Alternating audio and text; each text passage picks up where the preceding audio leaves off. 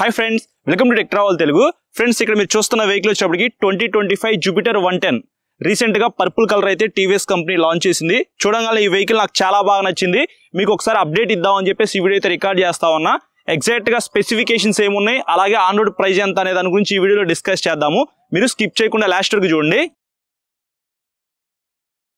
First ఈ vehicle లో ఉన్న స్పెసిఫికేషన్స్ చూద్దాము, తర్వాత ఈ వెహికల్ నేను రైడ్ చేస్తాను.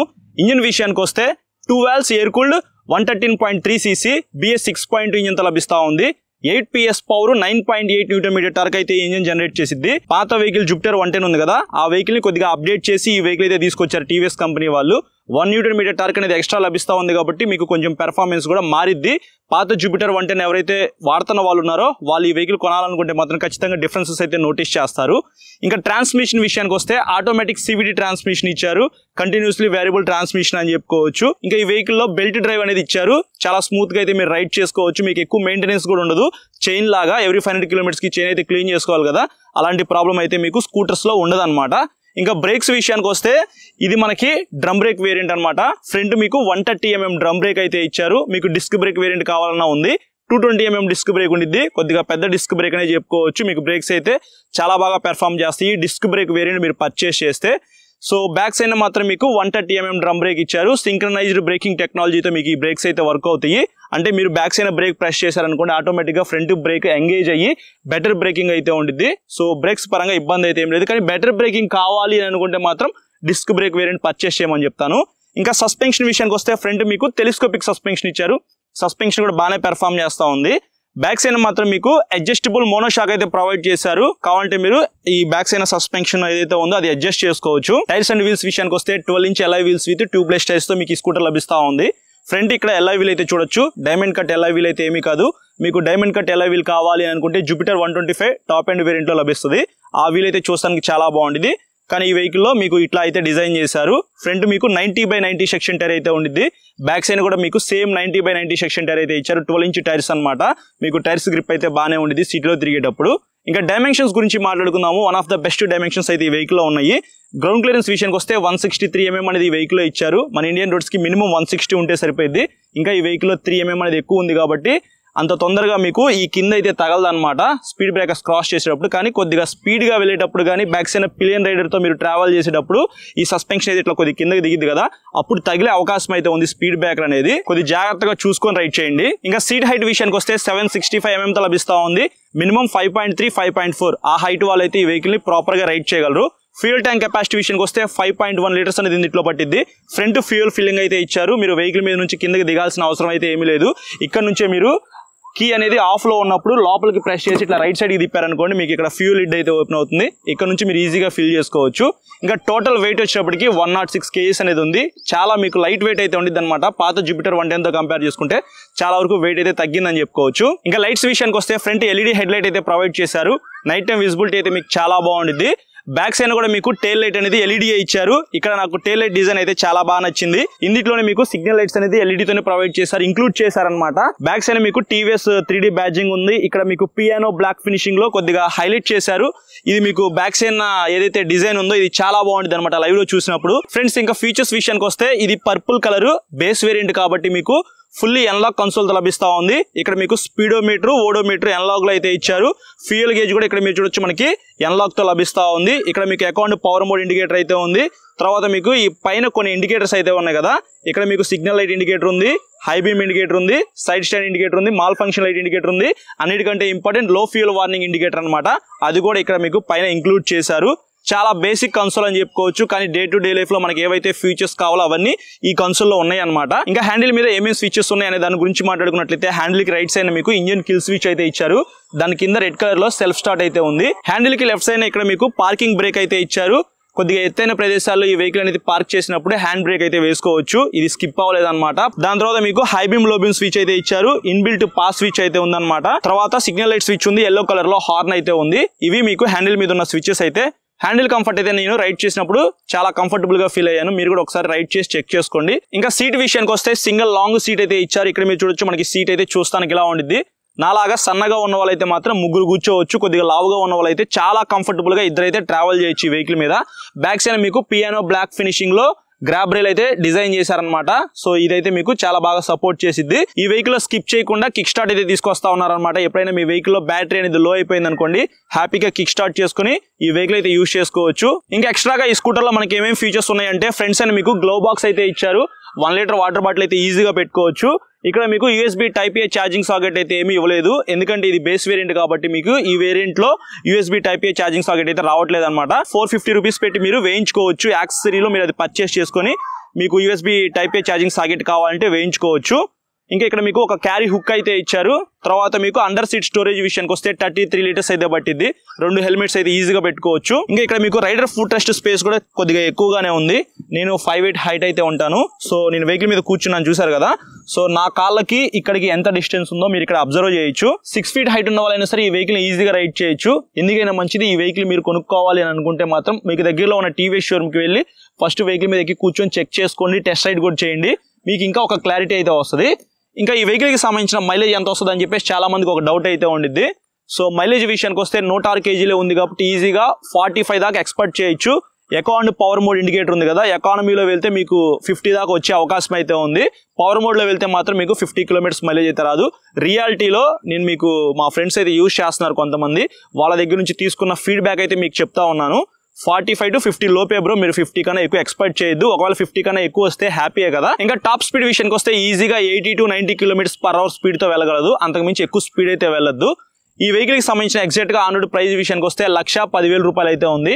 ఆ పైన 10,000 రూపాయలు మీరు డౌన్ పేమెంట్ చేసి 1,00,000 రూపాయలు ఫైనాన్స్ అయితే చేయించుకోవచ్చు. స్పెసిఫికేషన్స్ చూసారు కదా, ఇప్పుడు ఈ వెహికల్ ని రైడ్ చేస్తాను, నా రైడ్ ఎక్స్పీరియన్స్ మీతో షేర్ చేసుకుంటా.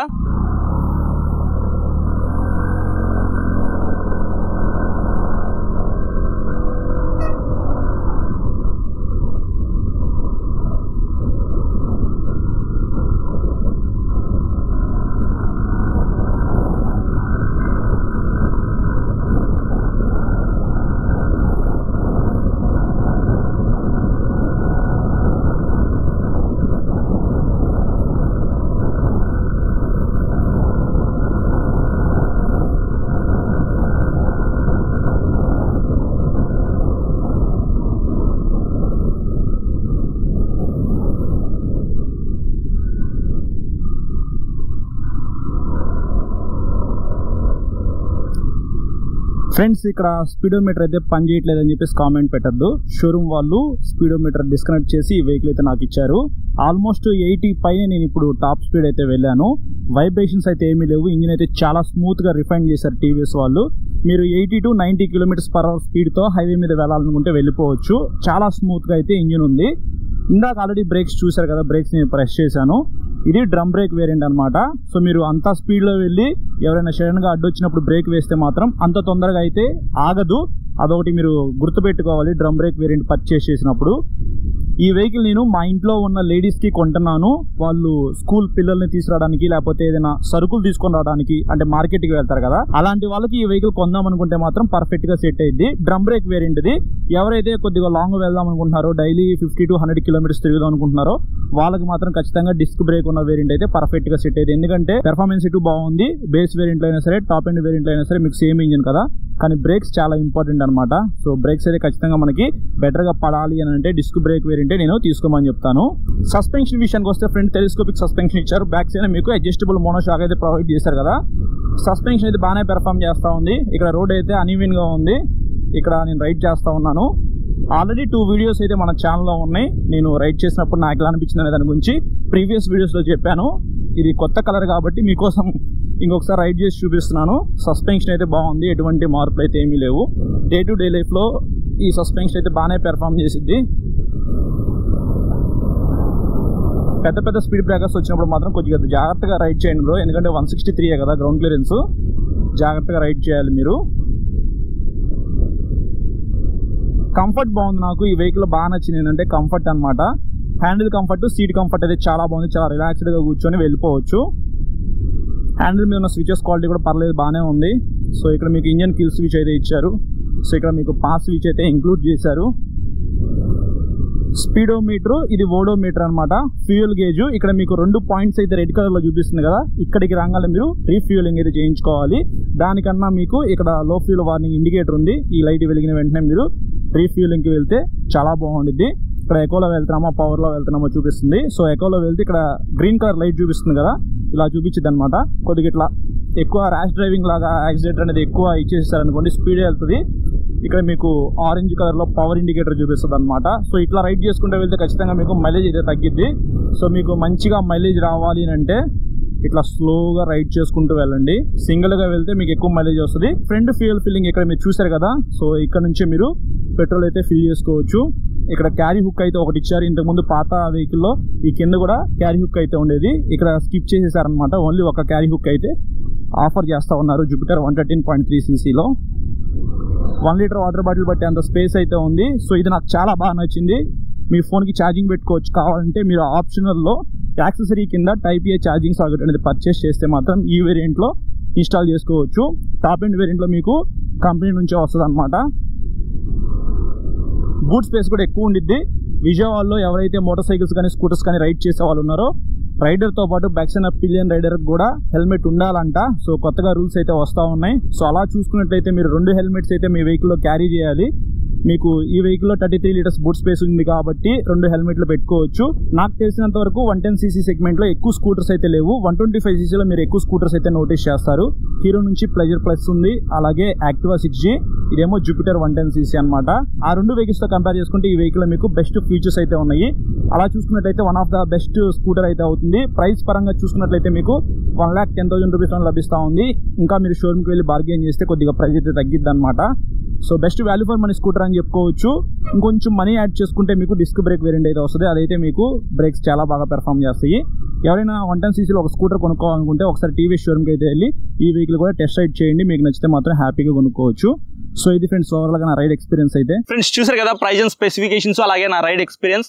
మీకు 110cc సెగ్మెంట్లో ఎక్కువ స్కూటర్స్ అయితే ఏమీ లేవు. హీరో దగ్గర నుంచి, హోండా దగ్గర నుంచి, టీవీఎస్ దగ్గర నుంచి మాత్రమే మీరు కొన్ని మంచి వెహికల్స్ అయితే చూస్తారు. అందులో one of the best vehicle అయితే జూపిటర్ 110cc అని చెప్తాను. ఇది ఎగ్జాక్ట్గా చెప్పాలంటే 113.3cc ఇంజిన్తో లభిస్తూ ఉంది కాబట్టి అందరూ 114 అంటున్నారు. సో నేనైతే 110cc అని చెప్పి పిలుస్తున్నాను. సో ఈ వెహికల్ మీరు కొనుక్కోవాలనుకుంటే హ్యాపీగా కొనుక్కోవచ్చు. Front fuel filling, front glove box, అలాగే 33 లీటర్స్ అండర్ సీట్ స్టోరేజ్ అయితే ఇచ్చారు. మీకు back side tail light, front head light ఎల్ఈడితో లభిస్తూ ఉంది. పియానో బ్లాక్ ఫినిషింగ్ లో మీకు బ్యాక్ సైడ్ గ్రాబ్ రైల్ అయితే ఇచ్చారు. అలాగే ఇది కొత్తగా లాంచ్ చేసిన కలర్ అనమాట పర్పుల్. మీకు కావాలంటే వైట్, రెడ్, బ్రౌన్ ఇట్లా మీకు డిఫరెంట్ కలర్స్ లో మీకు జూపిటర్ 110cc అయితే లభిస్తూ ఉంది. మీకు దగ్గరలో ఉన్న టీవీఎస్ షోరూమ్కి అయితే వెళ్ళి ఫస్ట్ మీకు ఏ కలర్ నచ్చిందో చూడండి. దానికి సంబంధించిన ఎగ్జాక్ట్ ఆన్ రోడ్ ప్రైస్ తెలుసుకోండి. బెటర్ బ్రేకింగ్ కావాలి అనుకుంటే ఫ్రంట్ డిస్క్ బ్రేక్ ఉన్న వేరియంట్ పర్చేస్ చేయమని చెప్తాను. అందులో మీకు 220mm డిస్క్ బ్రేక్ ఉండేది కాబట్టి బ్రేక్స్ అయితే చాలా బాగా పెర్ఫామ్ చేస్తాయి. ఈ బ్రేక్స్ కూడా బాగానే ఉన్నాయి. మీరు ఇందాక ఆల్రెడీ రైడ్ చేసినప్పుడు చూసారు కదా.